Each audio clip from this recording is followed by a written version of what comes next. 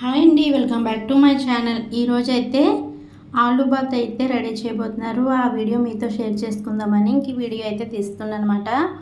ముందుగా ఒక 2 గ్లాసులు బియ్యాన్ని అయితే ఉడికించుకొని ఇలా ఉడికిన అన్నాన్ని ఒక పళ్ళెంలో వేసుకొని చల్లారనివ్వాలి.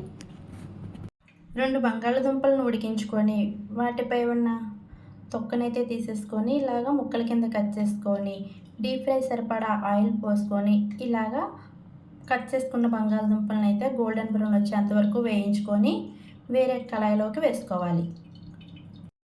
ఇలా బంగాళదుంప ముక్కలన్నీ వేయించుకున్న తర్వాత అదే ఆయిల్లో 1 కప్పు పల్లీలను కూడా వేయించుకోవాలి.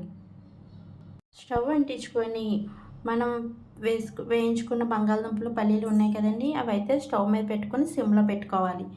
ఇలా పెట్టుకున్న తర్వాత ఇందులోనే 1 అరకప్పు ఎండు కొబ్బరి పౌడరు, అలాగే 1 అరకప్పు కూరకారం, 1 స్పూను బిర్యానీ మసాలా, రుచికి తగినంత ఉప్పు, 1 స్పూన్ కారం వేసుకొని వీటన్నిటిని బాగా కలుపుకోవాలి. ఇలా బాగా కలుపుకున్న తర్వాత 1 నిమిషం పాటు సిమ్లో పెట్టుకొని తర్వాత స్టవ్ ఆఫ్ చేసుకోవాలి.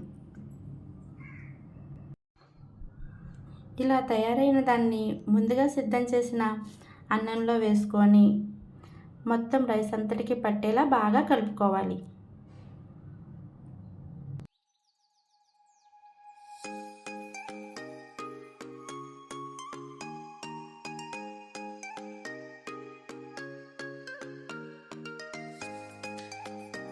అంతే అండి, ఎంతో టేస్టీ అయిన ఆలు బాత్ అయితే రెడీ అయిపోయింది. ఈ ఆలు బాత్లో కాంబినేషన్గా ఉల్లి చట్నీ కూడా ఇక్కడ ప్రిపేర్ అయితే చేసేసారు.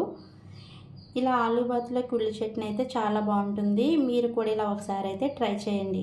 ఈ వీడియో కనుక మీకు నచ్చినట్లయితే తప్పకుండా ఈ వీడియోని లైక్ చేసి మా ఛానల్ని అయితే సబ్స్క్రైబ్ చేసుకోండి.